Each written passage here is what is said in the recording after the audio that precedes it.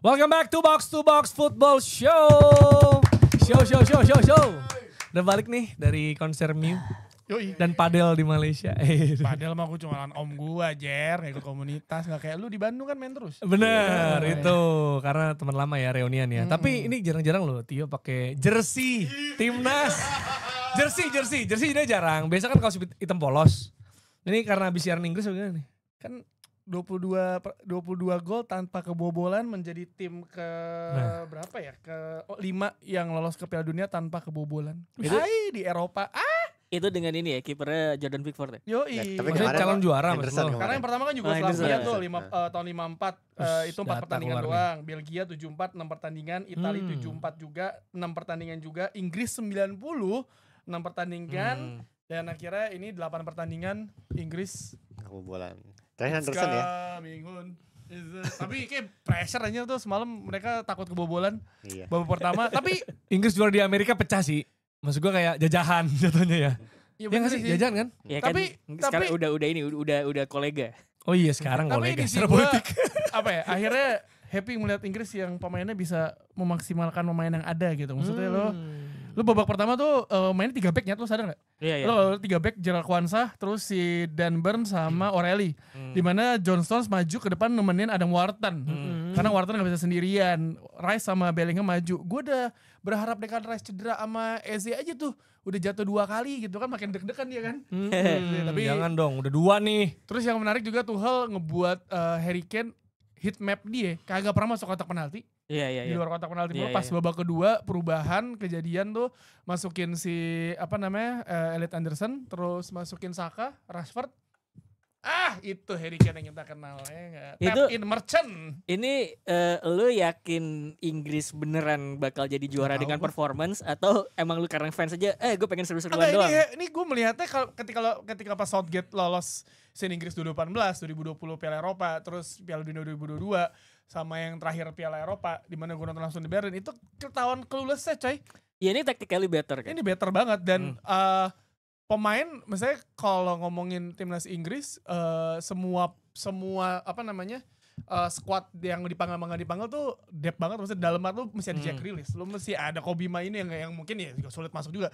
Tapi jadi permasalahan Inggris cuma satu, ada kalau dulu masalah adalah penjaga gawang setelah Simon, permasalahan Inggris sekarang cuma ada kalau Harry Kane cedera, siapa yang gantiin? Goal getter ya. Nah itu doang, karena yang setipe sama Harry Kane itu yang mendekati menurut gua itu cuma si Delap yang mendekati.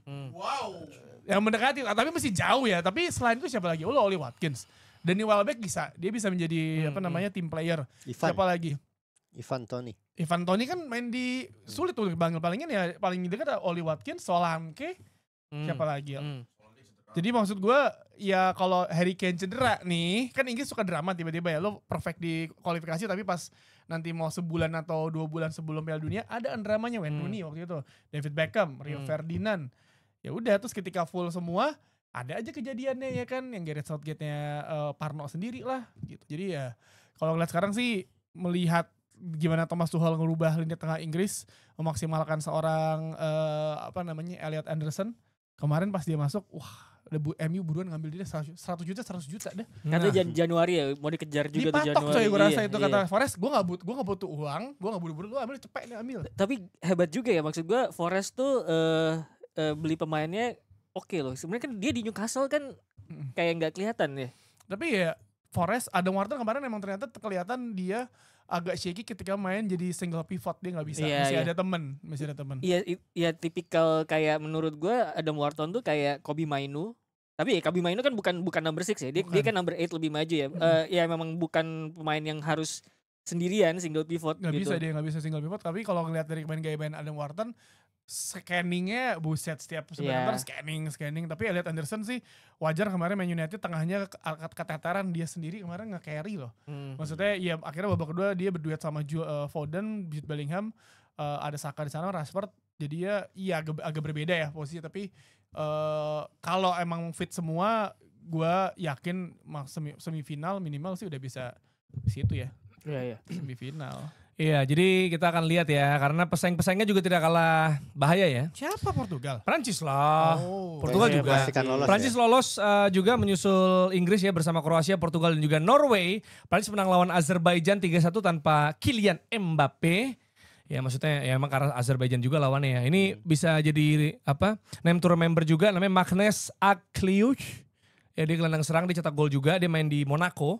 Ya ini bisa saling gantian sama Olis juga ya. Ligue 1 tuh banyak loh talenta muda menarik Wah, belakangan. sama ini Kanan tuh dia. si Prancis balik lagi si Tovang tuh jago lagi coy. Iya. Laurent Tovang ya, jago dia lagi. dimainkan juga. Tapi terima kasih tidak memainkan Saliba. Jadi backnya. Gabriel Gak gimana kemarin? apa-apa. Gabriel kemarin Gabriel gimana? limping dia, cedera kayaknya. Yang marking siapa? Yang marking, dia marking Nick Jackson. Mungkin Makanya. itu faktor Gitu ya. cedera karena berat sekali nih ada Nick Jackson di sana. Tapi dia kayak beneran sih. Maksudnya kalau Fiori kan kayaknya masih Cautious. bisa. Iya. Tapi memang kalaupun kiri nggak ada kan maksudnya masih ada Skilly, Hincapie bisa di situ gitu. Nah sebenarnya Gabriel ini nih yang agak menegangkan, jujur agak menegangkan lawan Spurs ya, Bayern dan juga Chelsea nanti. Ini tanpa Gabriel. Kalau back sebenarnya ada kan, Hincapie bisa juga situ, Mosquera bisa juga. Tapi Iya. goal scoring defender ini yang Iya. rada kehilangan lah. Scoring defender. Jadi Prancis menang 3-1, Mateta golin lagi. Jean-Pierre Mateta. Ekitike main bagus juga ya di sana walaupun nggak ada maksudnya menarik karena Ekitike depan, Mateta tuh agak Mundur. CM gitu loh dia. Iya. Rada kayak Isak gitu loh, rada ke kiri gitu. Menarik juga ya ngelihatnya. Tapi siapa yang akhirnya jadi target di depan? Mateta juga kan? Ya tapi dia switch gantian. Itu kan sama kayak ini. Sebenarnya. Yang menarik tuh kayak ini, kayak lo lihat Belanda di 2010 itu. Kayak ini, kayak false 10. Bukan false 9 ya, false 10 si Snyder. Dari tengah tapi kemudian maju depan gitu. Iya. Van Persie. Iya.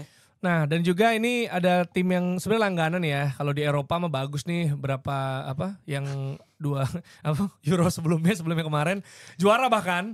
Tapi agak tertatih kalau kita ngomongin Piala Dunia karena Iya. sempat nggak lolos juga yaitu Italy kalah sama Norway 4-1 walaupun unggul duluan. Iya. Menit 11 Pio Esposito tapi Erling Haaland 2 menit 2 gol. Iya. Dan dia berarti 16 gol. 16 gol dari 8 laga kualifikasi. 2 gol satu Ditambah 2 gol per pertandingan dan ini nyamain catatannya Lewandowski. Pas gue lihat top 16 skor gol. ya di bawah dia 8 gol. Coba Gila ya. di klub dia berapa? Di klub dia berapa? Ya? Tapi dia ini ya, maksudnya Sambil cari. sebenarnya Norway tuh sampai menit 62 mereka kalah 1-0. Tapi setelah itu 4-1. Tapi emang apakah Italia 14 gol. 14 tambah 16 Ini Norway yang bagus tapi Italia yang kurang ya. Italinya sih, tapi Italia kurang ya? kurang. tapi bukan kurang ya maksudnya. Enggak, maksudnya gini. Lu punya Erling Haaland kan 14 gol di klub ya? 14 gol di klub? Is it? Nusa, Sorloth, Di Premier League, di Premier League. Premier League Tanpa Odegaard doang. loh itu. 16 gol di tim nasional. Ya inform gitu loh. Menghadapi pemain yang inform gitu lu gak bisa setengah-setengah menurut gua ya. Padahal Bastoni, Mancini, Nggak, Donnarumma. Jer, sekarang It's not gini. bad ya. Ketika lu main lawan tim yang langsung striker Twin Tower, Sorloth sama Erling Haaland, lu mau jaga bagaimana? Sama ada Sren Larsen. Bastoni kan Dia gede Twin juga Tower sebenarnya juga. loh. Iya. Ya, tapi Bastoni kan. kalau misalnya Mancini juga kuat. kan ada Roma bagus ada dia. yang momen ketika Mancini protes sama si Haaland, pakai Haaland protes sama Mancini, bisa Haaland bisa nyetak gol kan? Iya. Setelah itu kan, lu bayangin Sama satu lagi tambah. Kan tadi lu bilang Sorloth, Haaland yang gede. Satu lagi. Sren Sren Larsen. Larsen ya itu juga. Gede juga. Gila bener-bener Norway. susah deh. Vikings. Titisan John Carew. Gila, bener gila. Gede semua tuh ya. Cadangannya semua, gede, cuy. buset dah.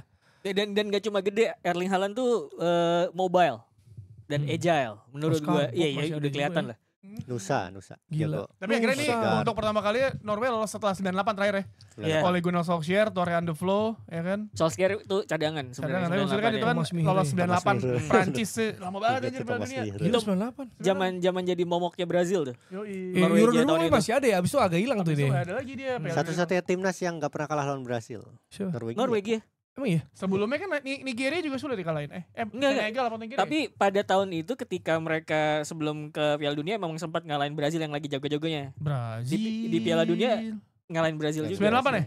98. Di grup ya? Di grup. Tapi Berarti biasanya- waktu itu Ronaldo, Rivaldo, Romario, Nah, Tafarel, Cafu.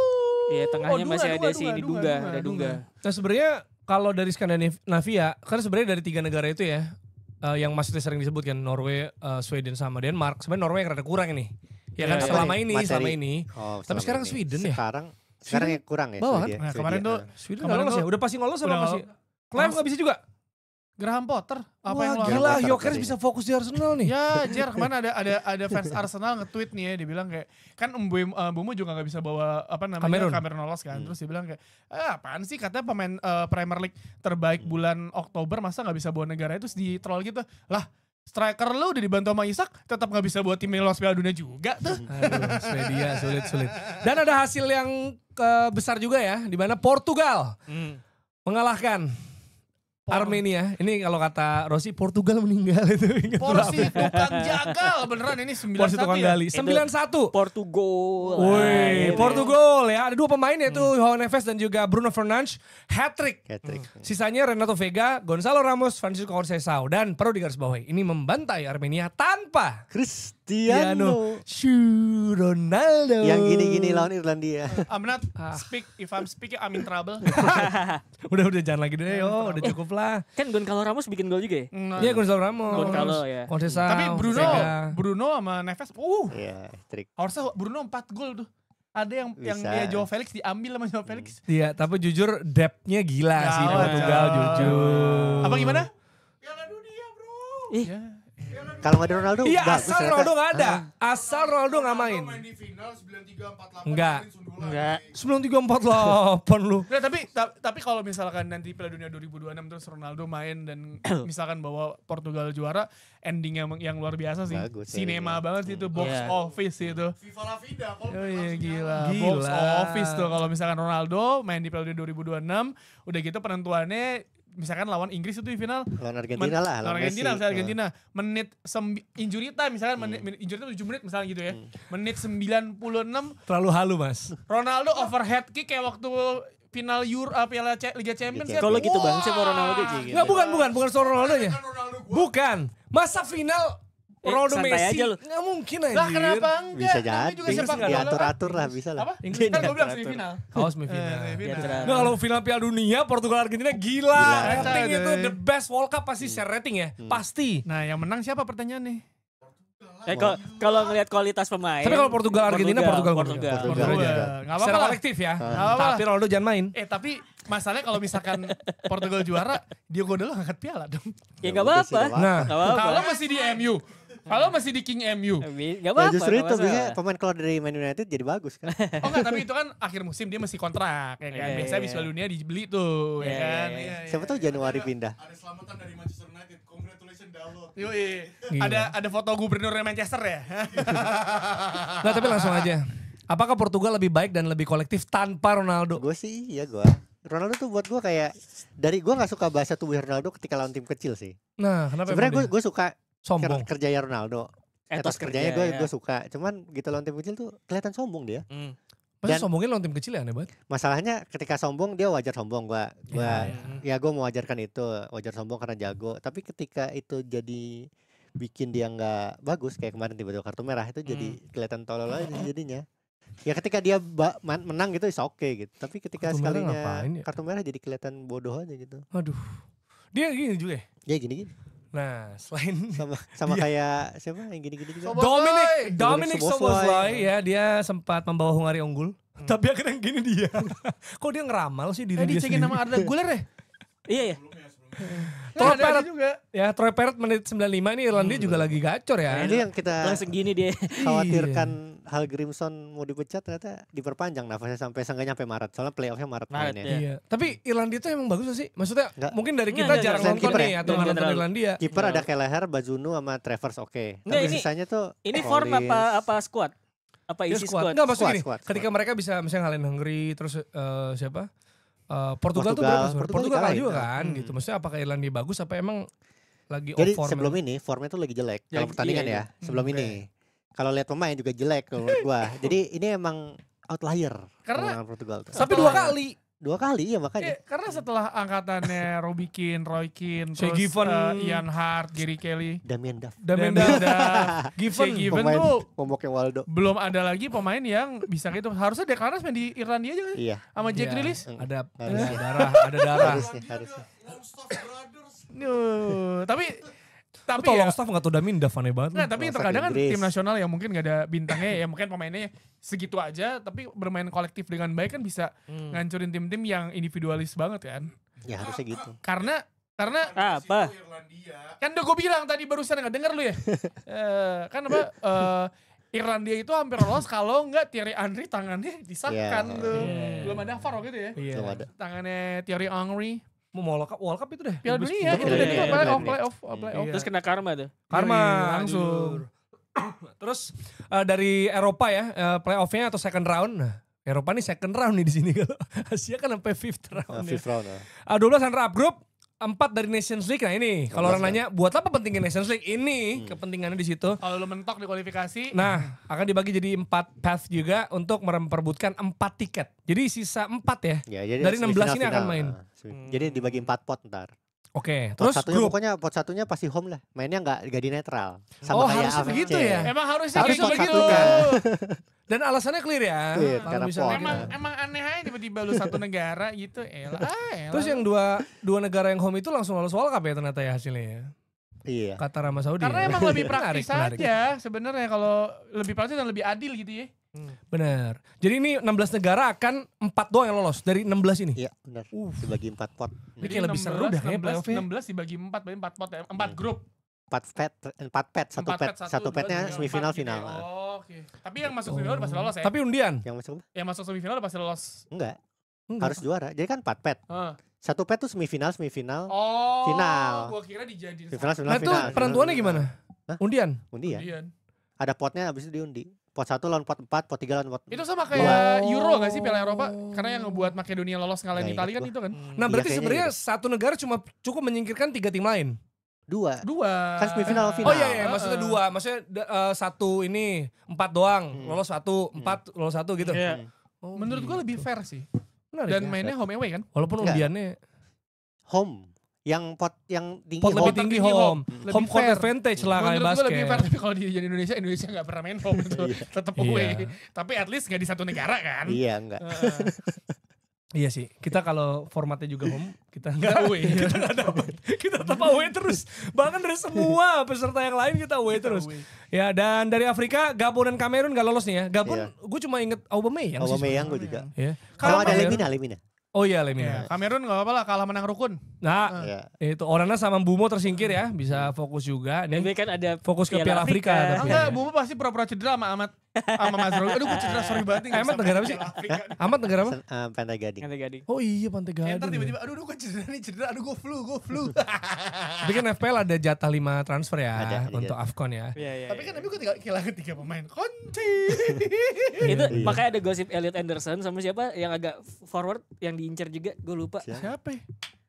Ah, Mana udah lewat Inggris? aja dah. Mana? Matt Letizier. Bukan. Pemain apa Inggris? Arjen Robben. Gue lupa, udah lewat aja skip. Wesley Sneijder, Sneijder. Gosip apa mimin admin United Indonesia, Sneijder kapan Sneijder mulu lu. Udah gempa, udah gempa. Tapi si City Arsenal yang gak ada Afrika ya? Iya, Liga. Gak ada kan? Gak ada. City gak ada? Gak ada. Iya menarik ya. Karena Semoga- kalau semoga. ngomongin Piala Afrika juga Oh ini si siapa namanya Paketa. Paketa Oh, iya. Paketnya Brazil kan? Brazil. Iya makanya ada gosip diincar. Tapi apakah Oh. dia akan bergambling kalau dia dapat kartu merah gitu atau kartu kuning? Nah, Tapi sedangkan- kadang-kadang tidak terbukti ya. betul. Nigeria adu penalti kalah ya di final second round. Lawan ini RD Kongo. Oh, Yang iya. dituduh Nigeria main voodoo. Anjir gimana? Aneh banget. Ini Kalah nuduh. Iya. Aneh. Ini Rahmat, masalah Rahmat kalau- Darmawan ya. Kalau RD misalkan ya benar. kalau misalkan mau main Magic ya, Black Magic Indonesia mah paling jago. Harusnya, Bisa harusnya. itu. Kalau kan banyak Tapi kayak kan gitu. masalahnya nggak bisa ke luar pulau kan. Iya. Katanya gitu katanya. Nah, Afrika kebetulan masih satu pulau Madura tuh. juga begitu Iya katanya. kan katanya kan. Nah voodoo tuh yang ditusuk-tusuk gak sih? Iya. Heeh. Jadi pusing gitu pemain Nggak Nigeria tahu, gimana sih? nggak Enggak, ngerti, tapi nggak jelas. masalahnya nih kalau ketika lu main Tarkam deh, misalkan gitu ya. Lu lihat penjaga gawang lawan ngencingin gawang itu normal banget tuh. Normal. Iya. Ngencingin gawang. Ada juga magerin tuh, magerin. Iya Dia kan? jalannya Telur, gitu. telur. Telur.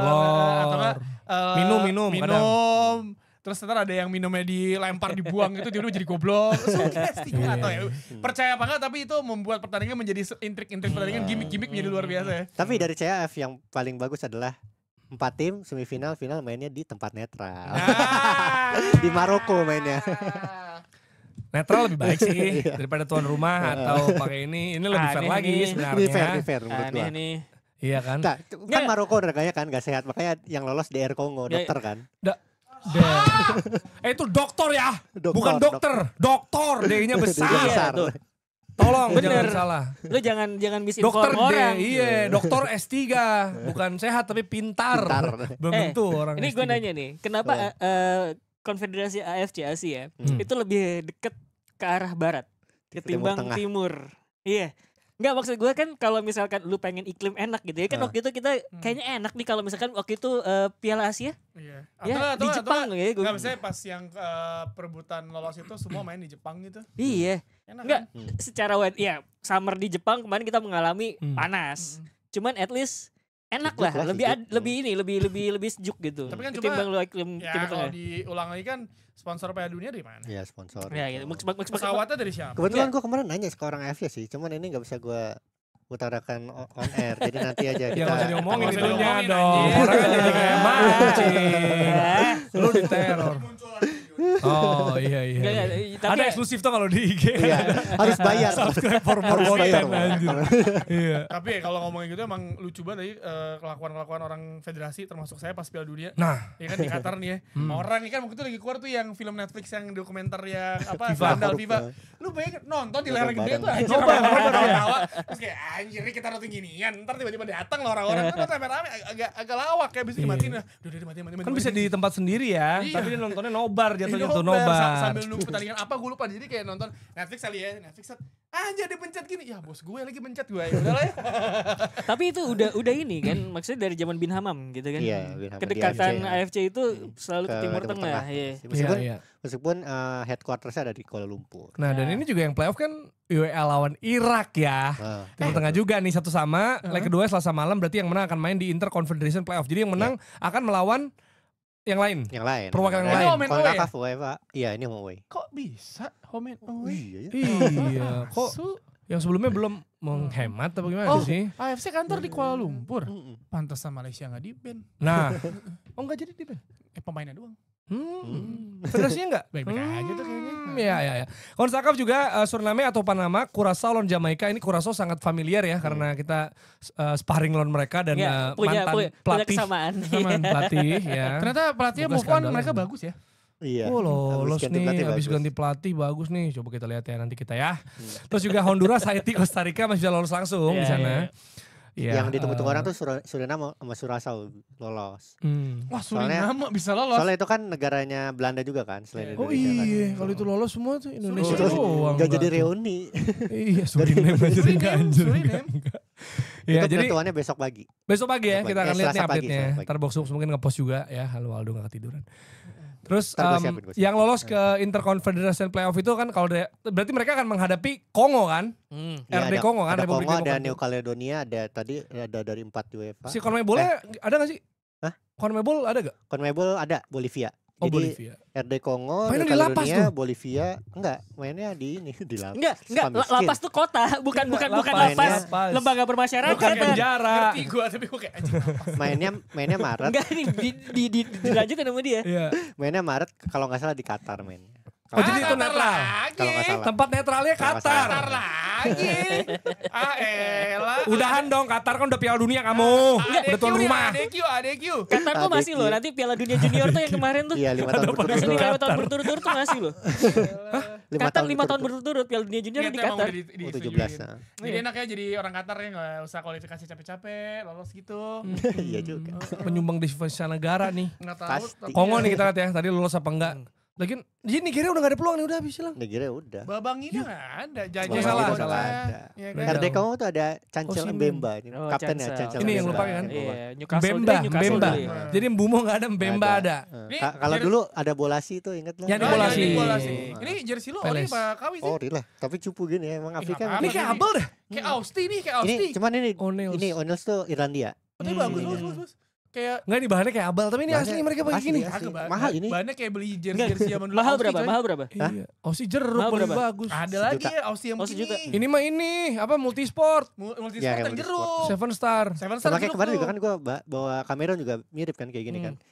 Kalau itu Cameron tuh bikinan produk mereka sendiri. Kemarin lo Puma duluan, sekarang udah enggak? Nggak yang gue punya One Sports All. Oh namanya. sama kayak dulu kan Yang kayak One, Austi One, gitu kan One, dia nah. ngambil rights kayak gue punya jersey Man United yang 98-99 tuh Austi. Austi ya. karena ada rights-nya dia katanya. Ya coba kita lihat ya, Kongo lolos apa enggak. Kalau ini tuduhan voodoo bener nih. Karena kalau Kongo lawan Nigeria nuduh voodoo aneh. Kan Nigeria punya juga. Iya.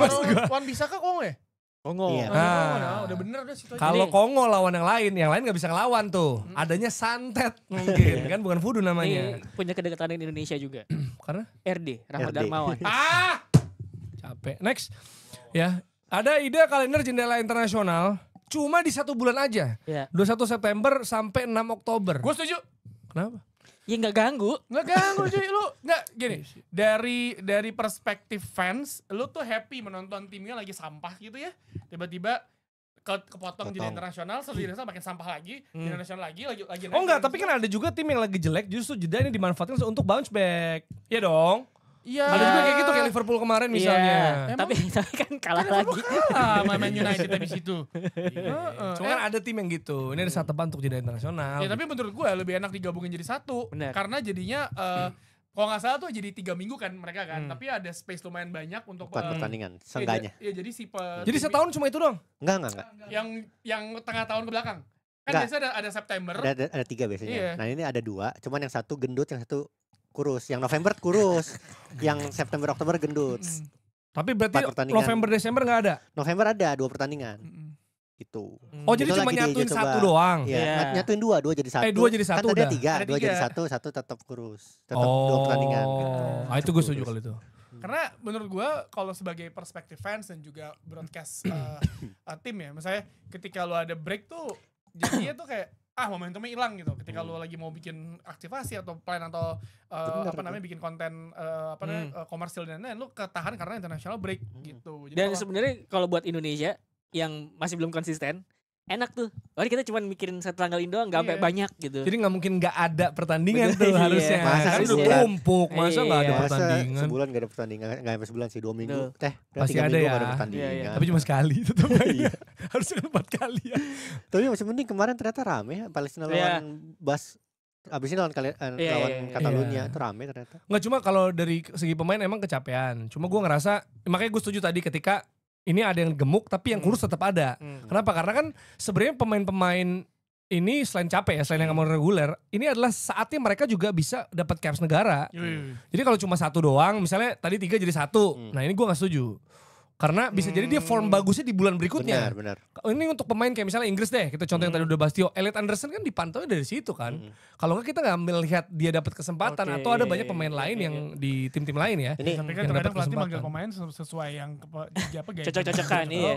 Ini Iya. kalau kata FIFA pembelaannya buat kalender Eropa umum ya, dia bilang ini kan tadinya kan baru awal musim ada jeda nasional, ada lagi. Nah ini tuh yang awalnya digeser ke belakang supaya momentum klubnya tuh bisa dijaga. Iya, itu. Tapi kenapa Itu. yang ditempel September Oktober?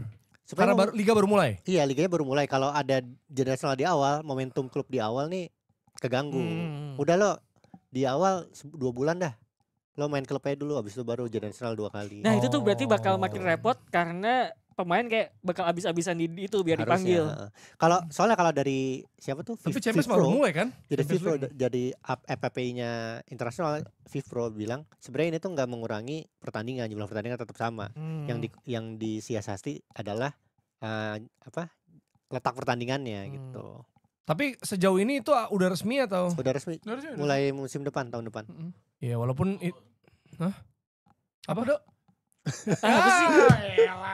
Tapi itu sebenarnya ini sih paling yang rada repot jadwalnya soal tim yang di Champions League sih atau Eropa lah, karena kan Champions League baru mulai September kan, pertengahan September. Iya. Jadi sebenarnya menuju itu kan 21 kan? Berarti sebelum mereka main di jeda internasional weekendnya, Champions League dulu Champions League Rabunya. Capek nih UEFA ngurus jadwal MU nanti. Itu kalau yang kalau perkara broadcast gitu gimana tadi? Ya maksudnya kalau lebih enak mereka komersialnya. Ketika lu misalkan lagi campaign 2 bulan pertama lu nggak ada potongan. Ini kan enak lu bikin campaign macam-macam kan. Nah, stop satu yang si international break, habis itu kan langsung.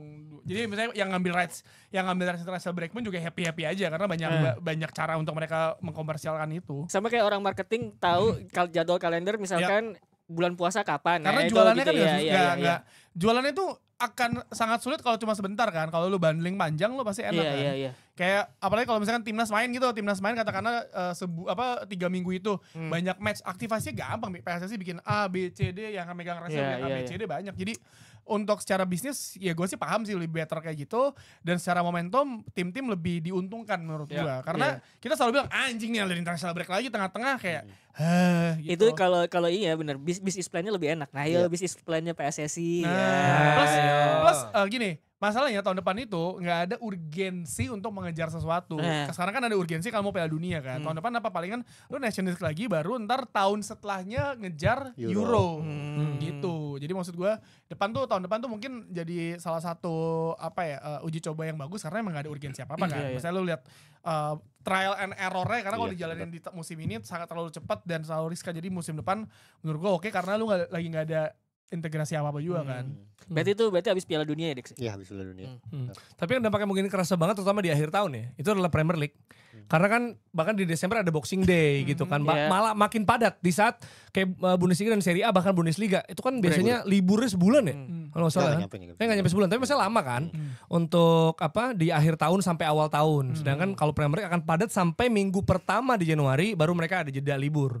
Jadi itu akan berdampak banget gitu. Terutama untuk pemain yang lagi inform, ya kan? Iya. Itu pasti butuh banget nih untuk bisa napas. Karena inform pasti dipanggil timnas juga dong. Oh iya. Itu ya. Ini kita bahas inform Premier League dulu kali ya.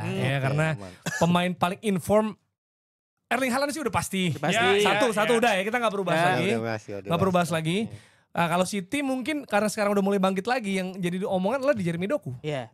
Nah, itu menarik loh. Jeremy Doku itu selalu jadi bahan olok-olokan. Kalau dia tampil bagus, biasanya orang-orang di medsos tuh, bentar, fullbacknya umurnya berapa?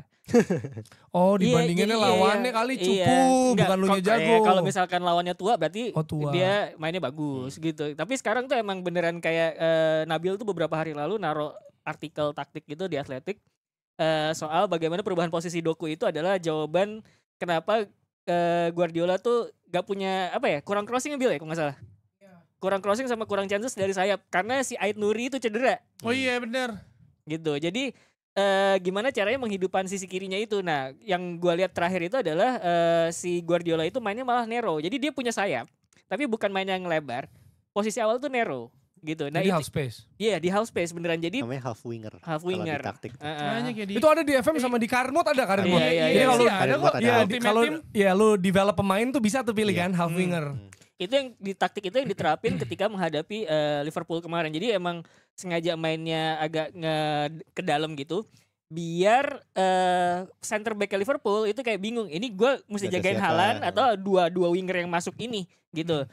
Emang itu ada kelemahannya karena kalau misalkan mereka narrow gitu sayapnya Liverpool jadi bebas. Tapi itu risiko yang diambil Guardiola karena misal biarpun Liverpool nyerang dari sayap, ketika nyampe tengah itu center midfielder itu ada yang turun satu gitu. Jadi center back itu jadi 3. Tengahnya jadi penuh gitu. Jadi dia ngebiarin gak apa-apa lu nyerang gue dari sayap tapi ntar target lo udah penuh tuh di tengah gitu sebenarnya.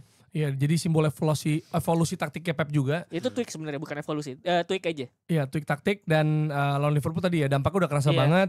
Bikin gol, 3 peluang, menang 10 duel, 7 dribble sukses.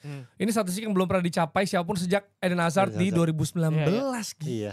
Men. Gue juga kaget. Bedanya Doku gak sepantat Eden Hazard aja ya. Dribblenya kan gitu. Mungkin Sterling ya, pesaing dari Hazard pantatnya. Yang ngomong bilang pantat itu penting siapa ya? Yaya Toure kalau nggak salah ya. Pantat penting, maksudnya? Oh ini balance. Iya. Jadi kalau misalkan lu ngomong gitu ya? Iya. Berarti dia squadnya jago. Enggak sih, Yaya Toure apa yang bilang ya? Jadi kalau lu punya Yaya Toure nggak pantat ya? Enggak, maksudnya ketika lu punya big bum itu adalah lu enggak, ini serius ya. Emang lucu, kedengerannya lucu. Pantat penting sih. Enggak, karena pemain yang sering mandatin bola Van Dijk. Berkali-kali ada fotonya lagi nungging. Kalau pantat gue ingat Coach Jasin ngejar pantat istilahnya itu. Ngejar pantat ada juga. Enggak, tapi maksudnya duel lu nggak gampang jatuh ketika duel itu. Makanya kemudian Eden Hazard tuh susah kan sebenarnya. Sebenarnya itu bukan pantat tapi low gravity ya kalau kayak Iya, gitu ya. lu bisa cari lah ya. Plus itu kan juga lu masih squad lower, di mana lower lu kuat, which is untuk Iya, jadi pemain bola. lu kuat. Pemain Iya, bola iya. itu kunci, pemain bola, atlet padel yang sering jongkok. Kunci. Iya. bener. Itu beneran Tenis. krusial untuk bagian Iya. itu karena firm. Si kalau di Man U itu Mbumo kan. Embumo cuy. Iya, Mumu gitu. Perut buncit, pantat nonggeng. Carlos De Melo. Bob Ciao. Playmaker lisan. Aneh banget sih ya. Kapan kita ngundang Mbemo Bob Ciao sini? Ya. Tapi gitu ya, maksudnya karena dia butuh apa namanya explosiveness gitu di samping kan tadi kan kita sore winger ya Hazard Iya. terus siapa tadi kita bilang si Jack Grealish juga sama lagi. ya, Bumo Mbumo juga ya, kayak di half winger kan dia itu jatuhnya ya. iya maksudnya terus ya mungkin ya Doku nggak ya. Doku tuh winger. Tapi Iya. sekarang posisinya diubah jadi half half winger winger, gitu ya. Tapi Traore Makanya lihat tuh kemudian Traore. jadi hidup banget deh. Adama. ada Adama. ada mau yang montok Tapi- banyak Tapi semua montok. Adama itu menurut gue badannya tuh kayak badan pemain rugby tau gak? Betul, tapi kan emang Upper bodinya tuh gede gitu. emang buat ini kan, buat dia apa nge-crash ke Iya, depan iya, kan. iya. Adama. Iya winger ya. Winger baru Balance sekarang tuh. ya, winger zaman dulu nggak bisa dibanding kayak Damin Duff, Jokol. Kalau Grealish yang pantat Grealish. Kayaknya paha gak sih dia mas? Nggak, Paha nggak, ya, nggak, sama betis, paha ya. betis, betis. Betis Tapi ya? tetep aja kan yang penting bukan masalah nonggeng juga, misalnya bagian pinggul juga, misalnya paha kaki tuh lower tuh udah pemain bola gawat coy. Penting. Paha gue jujur belum pernah ada lihat lebih gede dari Seedorf man. Wah kacau. Pernah dia pas latihan dia nunjukin ini Lah pahanya. pemain Madrid tuh zamannya Bale Ronaldo gitu. Iya. Bayern juga. Enggak Seedorf tuh sampai ada otot kecilnya gitu loh di Iya, pahanya. iya. Seedorf gila. Iya. Makanya kalau kalian nonton apa namanya gol yang pertama tuh yang Santiago Menez lagi latihan kaki tuh dia cuma berapa kilo terus dia gantian sama Ransir latihan langsung di yang berapa puluh kilo cekrek Sierra santai gitu kayak oh emang kaki kan Iya. kelihatan. Lu pernah lihat nggak ini nggak? Kalau lu di gym itu kan kalau latihan apa namanya ini quadricep ini, itu kan leg extension Ya, kan gini mata kan? kebuka gitu. Iya gini kan? Enggak nih gini. Nah si Roy Keane itu latihannya tuh kakinya satu, gini. Jadi makanya pahanya gede. Kayaknya buat nekal Alf Inge Haaland. Ya, tapi antara bis tackle gitu atau tendangan keras ya. Iya. Jadi Arno Riso tuh sampai Enggak bikin orang cedera loh dia. Dia lebih ke Carlos. kalau Roy Keane lebih ke defense sih, Iya, misalnya iya, untuk nge-neckal. Dan dia kan box to box kan, dia butuh lari dari satu box Iya, ke box betul. lain ya. That's the art of 90s football sih. Iya. 90s 2000 football tuh fisik tuh masih Penting. masih penting banget. Ya, sekarang juga penting tapi maksudnya dicampur sama stylish dan juga cara bermain yang modern. Kalau dulu kan kick and rush beneran kick and rush, tackle Bener. aja. Persaingan Roy Keane sama Vieira lah, buset. Tackle penting sih. Tackle terus apa? Bebas kan? Winning duels kan. Terutama untuk duel 50-50 ketika lu punya lower ya, yang kuat dan paha yang gede pasti bisa. Makanya kita harus lihat Declan Rice sama Caicedo pahanya segede apa nih. Karena Nggak, kan tapi- mereka lagi oke banget. Lagi Yang oke aneh, mereka. Elliot Anderson kecil pahanya. Nah Iya, itu. Elliot Anderson. Adam Wharton juga masih kecil. Ya, jadi kalau geser tadi kan sayap ke tengah nih. Sebenarnya Iya. sayap juga Mbeumo menurut gua inform tuh. Tapi kalau ke tengah emang sekarang tuh lagi ada Declan Rice, Elliot Anderson, terus juga ada Wharton. Adam Wharton sama siapa tadi? Caicedo. Caicedo.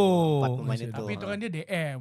Literally dia bisa atribut bertahan juga kencang kan. Misalnya kalau ngomongin pemain tengah yang juga inform tapi bukan gelandang bertahan tipenya Bruno Fernandes juga bisa masuk dong. Bruno Fernandes Iya, juga masuk. Nah, ini menariknya Michael Cox tuh lagi mewacanakan bahwa istilah defensive midfielder itu sebenarnya kurang tepat khusus mulai musim ini dia bilang. Jadi apa? Karena dia menurut pendapat dia gelandang bertahan tuh tugasnya nggak cuma bertahan sekarang dia bilang. Dia ngasih contoh pressing Chelsea itu paling tinggi di Premier League musim ini. Pressing apa Chelsea? Pressing Chelsea. Jadi yang lo anggap pemain yang defensive midfielder kayak Caicedo sama Enzo Fernandes itu ternyata punya merebut bola paling banyak di wilayah final third lawan. Kayak Casemiro. Tuh, kayak Casemiro benar. Casemiro juga dipuji kayak gitu juga He's sama back bro, he's Michael back. Fox. Sama gue suka ini ketika dia bilang sebenarnya Claude Makelele itu overrated. Gitu. Siapa bilang? Michael Fox. Michael Fox. Michael Fox gitu. Yang bener Nggak, lu nggak, Dia ada role Nggak, sendiri. Tapi Gua- kenapa? Kenapa? Dia bilang sebenarnya waktu pas Real Madrid kehilangan Makelele itu emang penting Makelele. Cuman bukan Makelele-nya, tapi pemain kayak Makelele. Sebenarnya Real Madrid kalau waras beli pemain kayak dia lagi bisa. Ya, makanya Harusnya tapi gak waras kan. Dia kan nyari kayak Gravesen kan. Gravesen kan, tapi yang Nggak- kualitasnya nggak sama Nggak gitu. sama. Redondo tuh dulu Nah. segitu ya nggak Nah, sih? ketika Gua di nggak Chelsea dia ngerasain. bilang sebenarnya kalau lo bandingin DM dulu sama sekarang emang beda ya. itu kayak Makalele itu 250 pertandingan lebih cuma 2 gol. Tapi sekarang DM kayak lo lihat Caicedo udah 3 gol nggak salah musim ini. Declan Rice 3 gol ya kalau nggak salah. Tapi 2 gol 4 assist. Tapi Terus gue juga bisa berargumen bahwa itu bukan karena kualitas DM-nya tapi karena ada perubahan role Iya, dari iya. DM-nya Sama trennya gitu, juga. nah, ya dia jelasin Iya. ada pergeseran di situ. Nah, Cuman kalau kita lihat pertanyaannya, makanya tadi kan dia bilang defensive midfielder tuh udah nggak relevan lagi sekarang istilahnya dia bilang Nah, gitu. si Michael Cox bisa bilang Makelele itu jadi overrated kalau misalkan dia ngasih argumen juga gimana misalkan Makelele ditempatin ke role yang modern dan dikasih kebebasan buat offense juga. Nah dia bilang nggak Dan bisa. itu kejadian sama N'Golo Kante menurut gue. Iya. Kante itu kan bertahan tapi nyerang juga bisa kan dia. Kayak beneran ya plus lu masih butuh stamina yang luar biasa sih. Gak semua pemain bisa jadi central defensive midfielder yang semua bisa lah. Maksudnya lu jadi DM terus tiba-tiba lu jadi box crusher maju ke depan. Maksudnya gak semua pemain tuh bisa kayak gitu karena pemain tengah mau gak mau juga harus mesti jaga tempo mereka, jaga stamina. Mereka tahu kapan mesti lari, mereka tahu kapan mesti nahan, mereka tahu kapan mesti lempasin umpan. Karena kan kalau di TV kita atau di stadion kita cuma ngeliat oh dia main ya udah kita gak ngerasain dia capek kan. Lu bayangin mereka mesti lari, udah gitu mesti fokus, passing itu capek setengah mati. Jadi DM tuh menurut gue gelandang tengah, maksudnya nggak DM, nggak CM tuh semua masih punya fisik yang di atas rata-rata gitu. Karena lo masih berpikir cepat, lo masih tahu kapan lo nahan untuk lo nggak ngabisin stamina lo, dan lo kapan tahu mesti untuk maju serangan. Itu yang capek sih. Makanya gue agak gak setuju dibilang overrated. Apakah dia sudah bisa membuktikan misalkan si Makelele main di role yang lebih modern ini jumlah golnya lebih banyak kan basicnya dia itu dia bilang kan 250 cuma 2 gol terus dibilang overrated ya karena kan mungkin role-nya memang gitu. Karena kebutuhan saat itu juga gak begitu. Itu juga Vieira aja berarti berapa kali. Iya gitu. Kalau misalkan dia dikasih ke role sekarang terus bisa kemudian nah itu dia makanya dia belum bisa membuktikan itu untuk bilang sampai ke kesimpulan Makelele overrated gitu loh. Ya karena memang ada evolusi peran ya. Dari bukan cuma DM. Kita ngomongin apa? Kiper sekarang harus bisa build up katanya. Karena mengikuti tren taktik yang ada dan kebutuhan relevan pada zamannya. Striker number 9 dulu dipuja banget. Sekarang ada tuntutan. Lu mesti buka ruang, lu mesti banyak hal lah. Bahkan false nine segala macam. Bahkan bukan tuntutan, emang lahir dengan apa namanya kultur taktik begitu. Harry Kane tuh bahkan dari zaman dulu belum ada tuntutan dia mainnya nyamping-nyamping gitu, jemput bola.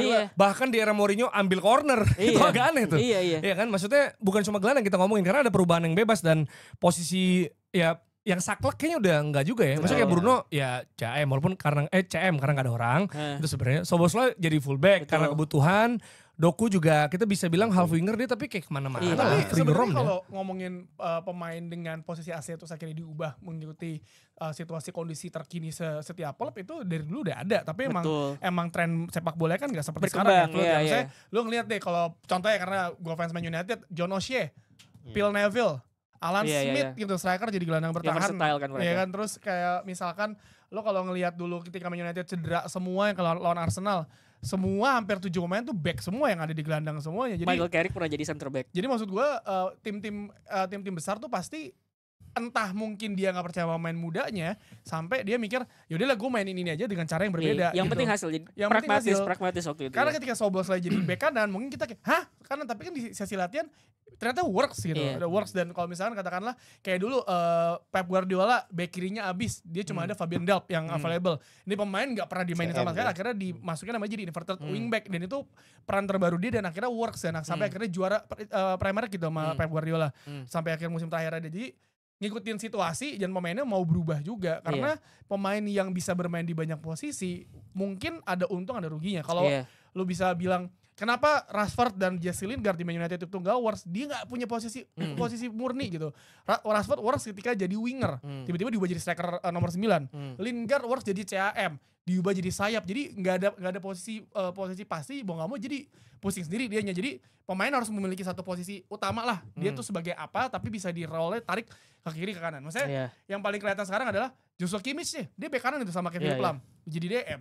Jadi maksud gue perubahan itu ya dibutuhkan, ya akan dilakukan kalau memang dibutuhkan dan pemainnya bisa. Ya Philip Lam jadi DM itu sebenarnya tidak pernah terbayangkan sebelumnya. Nggak pernah. Karena yang bikin dia jadi DM itu Pep Guardiola. Simply karena dia ini orang disiplin posisinya bagus. Iya. Iya, Malah dia- Javi Martinez yang jadi CB. Jadi CB.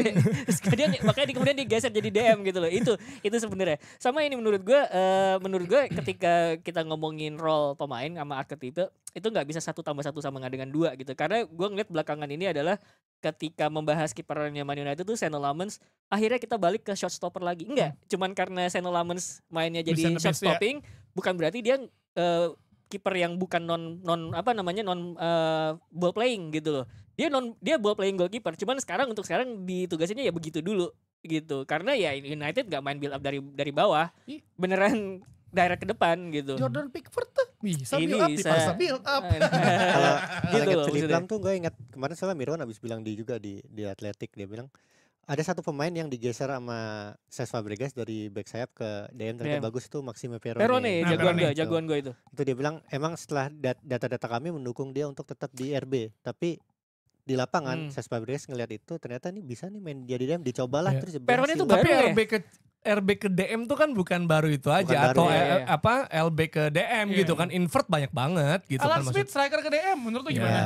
Tren, Iya. tren di Inggris misalnya di bawah Southgate Iya. waktu itu kan dia geser ke depan.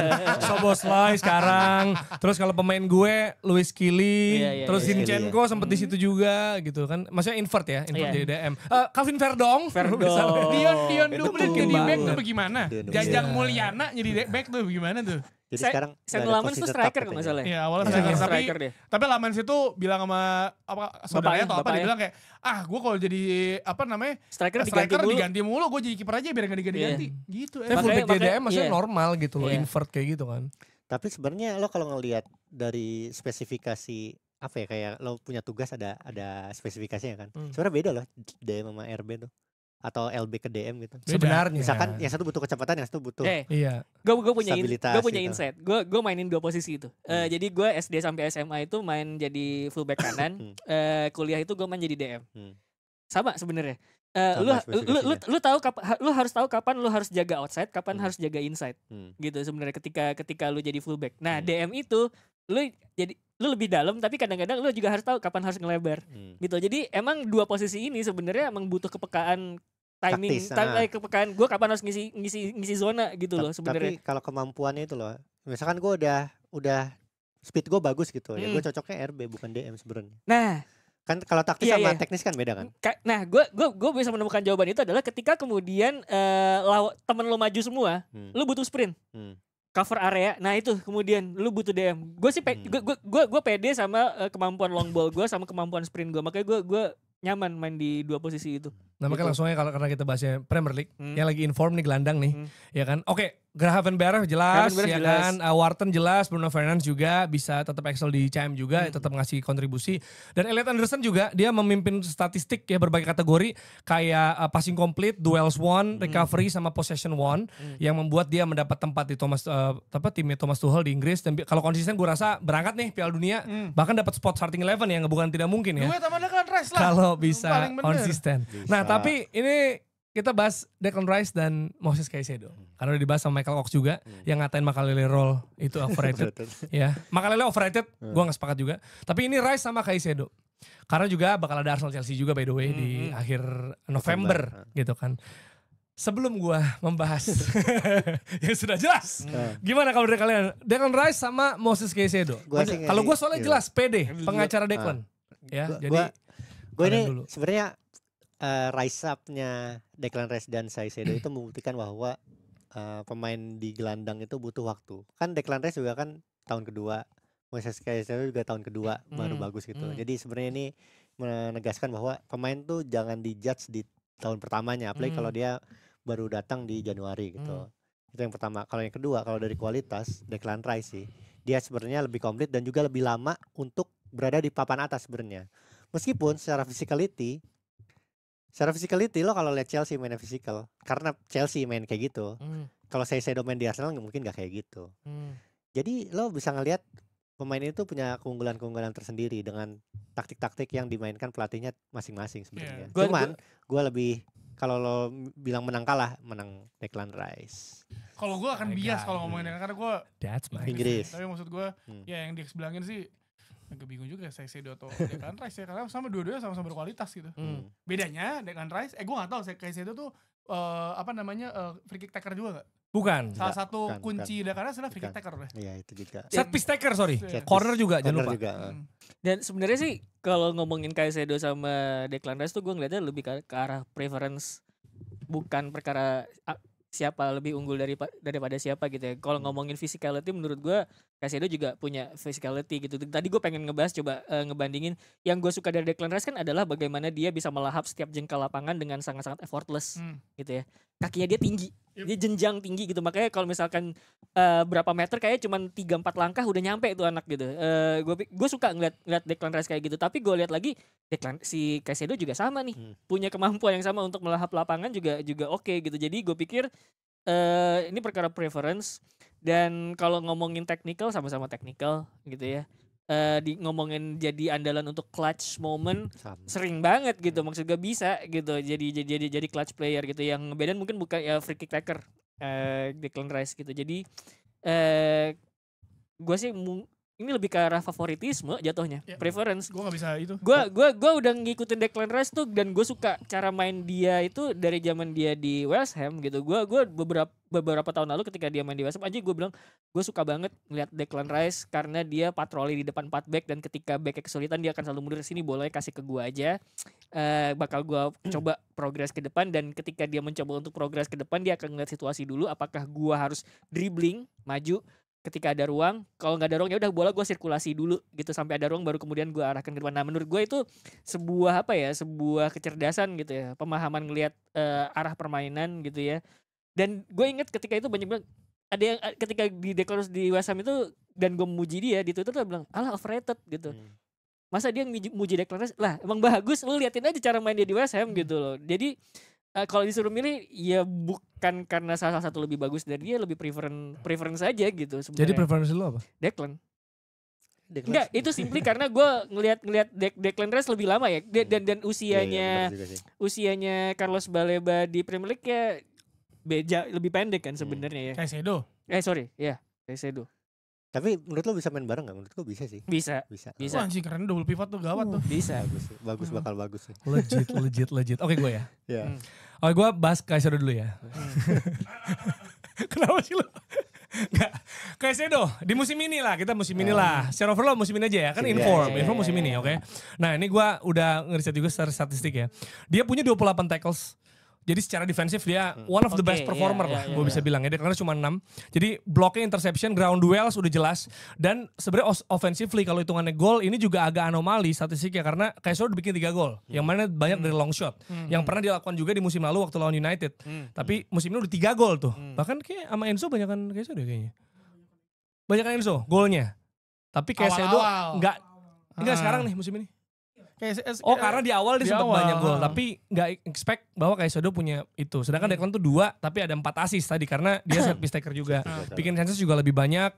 Declan udah jelas gitu. Dan sebenarnya kalau kayak cover ground ya kan, untuk bisa memenangi duel-duel dan pressing lawan, gua rasa emang Caicedo di atasnya. Dan kalau availability dua-duanya oke. Caicedo main di every minute of Chelsea Premier League game gitu, jadi penting banget. Tapi sebagai PD pengacara Declan ya, sekali lagi Declan Rice, gue juga kan lu tadi bilang soal ini ya, lo punya PR lo apa? Pengacara Rice bisa. Gue juga menyaksikan Declan Rice dari dulu nih. Dia he burst into the scene 2017-18 waktu itu di West Ham, formasi mereka 5-4-1. Gue lupa pelatihnya siapa. Dia masuk sebagai RCB. Slaven Bilic mungkin. Iya, 2017-18 gue lupa. Dia dari situ dia belajar defense dengan agresif karena ada partnernya kan, backnya 5 waktu itu. Terus juga dia bisa Mark Lombol depannya. Motong passing lane lawan, terus juga read the game juga. Terus dia bisa, dia kelebihannya dia punya passing range yang bagus. Jadi dari deep area dia bisa passing. Nah, waktu era musim berikutnya 18-19, nah ini gue inget Pellegrini pelatihnya, itu formasi juga berubah 4-2-3-1 yang mana mengakomodir dia untuk pindah maju ke depan. DM. Sebagai DM double pivot tadi yang si Tio bilang tuh. Nah, dia kalah passing komplit di musim itu, cuma kalah dari Felipe Anderson. Di atas Mark Noble, di atas Issa Diop, di atas Masuaku juga. Ya kan? Dan dari segi tackle interceptionnya dia di atas semua orang. Termasuk Zabaleta juga waktu itu. Jadi dia makin berkembang lah. Tapi dia bisa lebih advance gitu loh. Nah 2021-22 sebelum akhirnya dia Conference League sama West Ham dan mungkin juga title sama Arsenal musim ini mungkin. Dia punya heat map di depan kotak penalti. Carabao ya. Aduh gue gak berani ngomong, takut jinx. Tapi yang jelas heat mapnya udah makin jelas tuh, makin clear di depan penalty box. Jadi dia adalah filter di antara DM dan CB tadi. Karena tadi dia punya pengalaman itu, sehingga dia bisa ada di antara itu gitu kan. Walaupun sejak dia di Arsenal dan Arsenal juga merindukan sosok kayak Granit Xhaka yang number 8 bisa advance.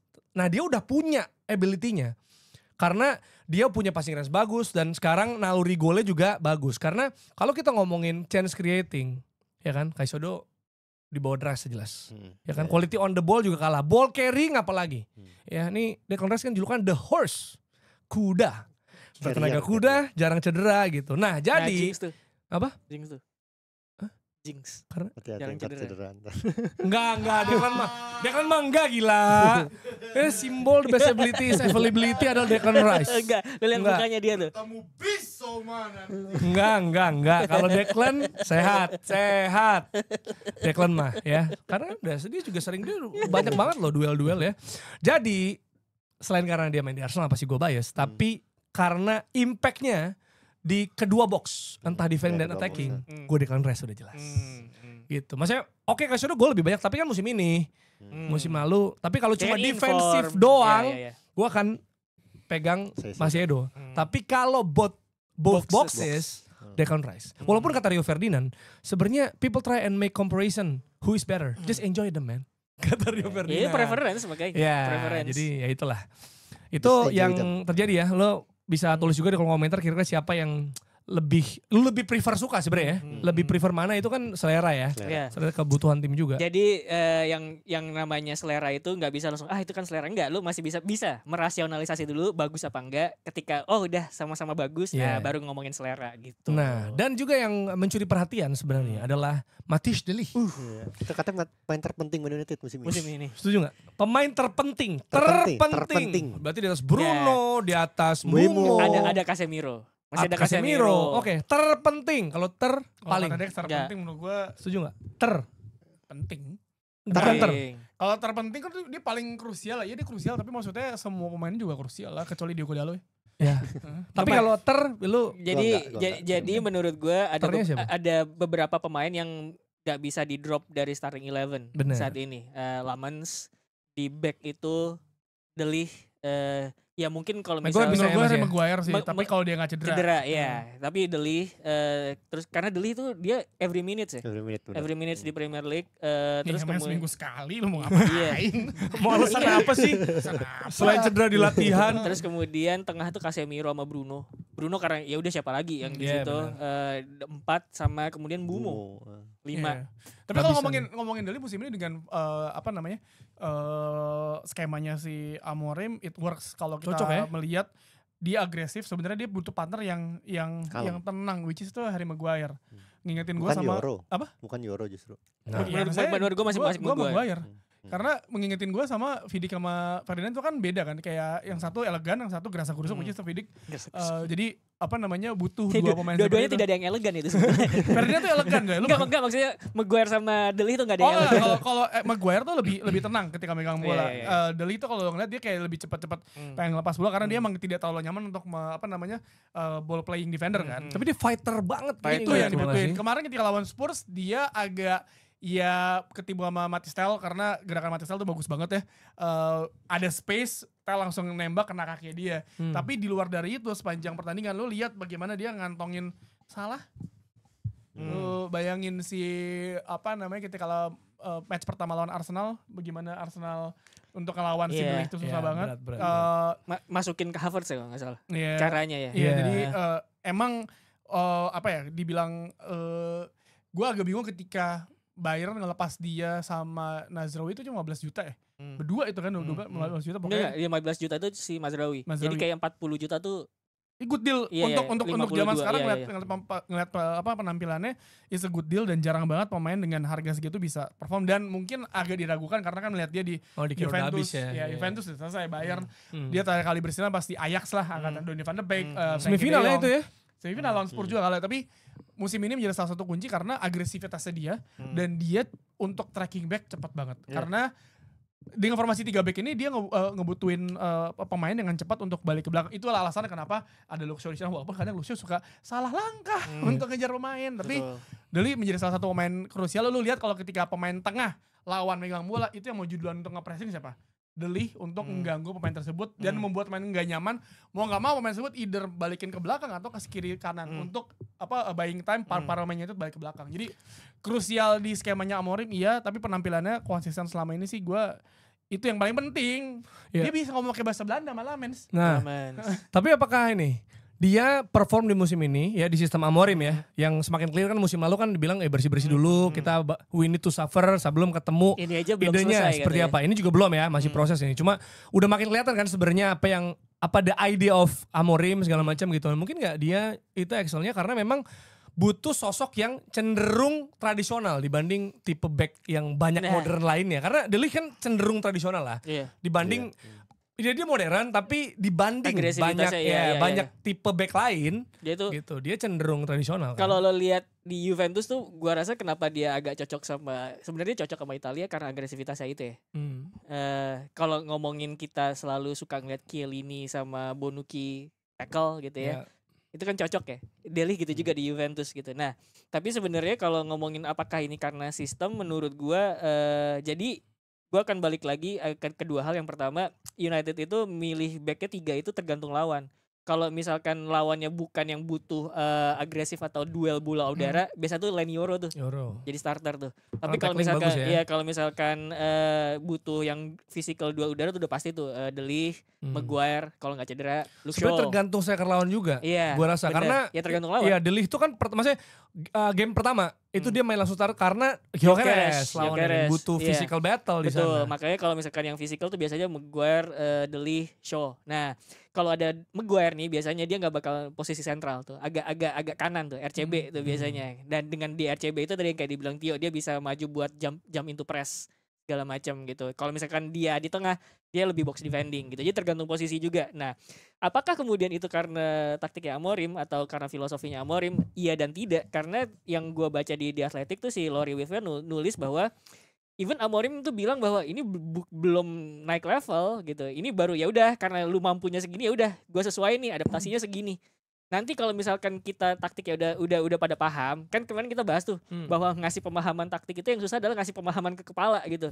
Ngajarin ngebaca permainan segala macam itu makanya kemudian Casemiro bisa bagus karena dia ngebaca permainannya lebih bagus gitu. Susah emang juara Liga Champions. Nah itu pengalaman gak bohong gitu loh untuk Casemiro gitu. Nah nanti kalau misalkan pemahaman lu udah pada lebih baik gitu ya, gue maunya adalah 3 center back gue ini itu yang kontrol semuanya gitu. Tempo, permainan, arah bola itu mereka. Tapi sekarang belum bisa karena gue ngelihat center back gue semuanya itu masih main aman. Kalau ada gangguan ya udah mendingan safety ya nggak apa-apa gitu. Ya mungkin karena memang belum pede atau segala macam ya nggak apa-apa. Tapi nanti kalau misalkan kita udah ada lebih baik pemahamannya, gue nggak mau kayak gitu. Itu Amorim bilang sendiri. Dan yang kedua kemarin tuh ada yang menarik. Jadi ternyata si Jason Wilcox sama Amorim itu consider bahwa untuk main jadi 4-3-3. Di latihan Man United itu mainnya 4-3-3 ternyata. Bukan 3-4-2-1. Mereka main 4-3-3 untuk memahami situasi atau posisi di lapangan gitu. Jadi dia bilang bahwa 3-4-3 ini buat sekarang ya karena buat ngajarin dulu pemahaman posisi. Nanti kalau misalkan udah evaluasi, gue bisa aja adaptasi ke formasi atau sistem yang lebih lain gitu. Jadi untuk menjawab itu adalah apakah kemudian De Ligt itu cocok untuk yang sekarang? Iya, karena lebih pragmatis. Nanti kalau misalkan udah lebih level up ya lihat lagi situasinya gitu. Ya tergantung lawan dan tadi ya. Pragmatisme itu kita ya. akan lihat. Ada komentar Dex soal De Ligt? Yang gue heran adalah Man United kan di awal musim ini punya leadership group ya. Kenapa De Ligt gak dimasukin ya, itu aja sih. Dia kan juga kapten maksudnya, material. Oh dia punya kepemimpinan juga. karena menurut gue itu lebih ke durasi lama. Dia mungkin datang sama Mas Rawi. kurang abang-abangan ya. Mas Rawi masuk emang ya? masuk leadership group. Ya mungkin biar nunun kalau gambreng kali 5 waktu kali ya. Kalau Menurut surat 5 waktu mereka aja. Dulu kalau nggak salah kapten termuda Ajax tuh. Ya 18 Iya. tahun, 18 Posisi tahun. leadership dia punya sih. Punya menurut Commanding emang- dia bisa. Tapi menurut gue 5 itu sih nggak menggambarkan siapa yang megang sekarang karena kalau ngelihat Lima siapa sih? Mungkin masalah komunikasi kali ya. komunikasi mungkin. Soalnya kalau Hiton, performance Bruno, Dalo. Tom Hitter kan abang-abangan jelas. Abang-abangan. Nah, ya. kalau Dalo. Dalo itu dia tuh emang beneran kalau komunikasi dan rangkul pemain dan Dalo. anak muda tuh bagus dia. Ordal. Heeh. Ordalo.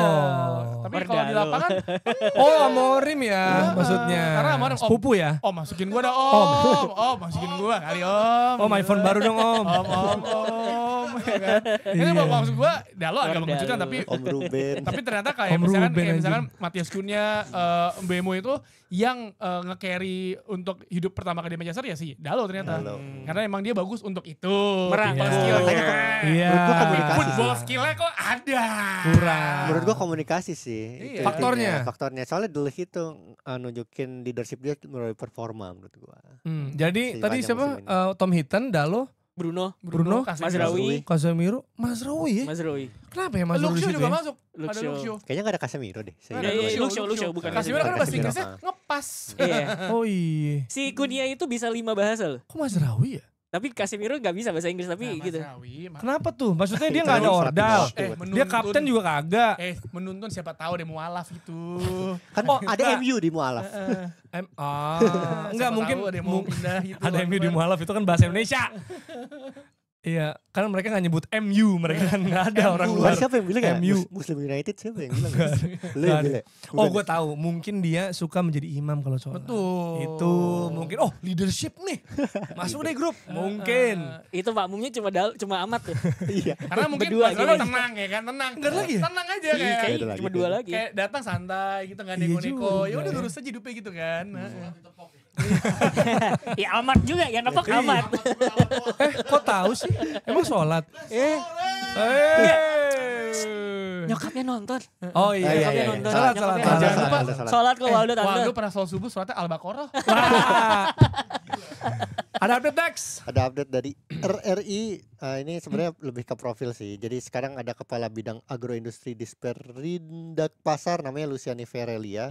Dia dianggap berhasil mentransformasi Stadion Kanjuruhan secara infrastruktur dan juga sosial. Jadi setelah tragedi Kanjuruhan dia tuh yang ditugaskan di situ. Kompleks stadion kini punya penampilan yang lebih tertata, bisa membangkitkan roda ekonomi dan hiburan bagi masyarakat dengan cara apa? Dia cuma 2 sebenarnya sih. Menata PKL dan ada Car Free Day di situ. Setiap minggu pagi. Meskipun Car Free Day itu kan gue kira free day ya. Ternyata Jumat ya. ya Minggu ternyata. Dan dia kutipannya adalah tetap ada loh. Friday. Selipan-selipannya nih. Saya ingin membawa semangat kolaboratif seperti di Kanjuruhan ke sektor agroindustri. Jadi apa ya, penekanannya ke agroindustri. Ya itu ya kira-kira episode kali ini di abis jeda internasional dan juga keseruan-keseruan termasuk ke Portugal tanpa Ronaldo. Nanti kita di episode Kamis akan bahas seperti biasa nih karena mau ada big Wah, match yang akan match datang nih. termasuk North London Derby. City juga lawan Newcastle kalau nggak salah ya. Iya. Itu udah ketat ya. Waduh. Milan versus Inter juga nanti akan Waduh, kita Waduh, Atas tuh, bahas atas. previewnya. Waldo Oke? on cam ya. Waldo on cam. Ya, tapi kalau ujung-ujungnya MU kalah juga yang rame MU. Nah, itu dah.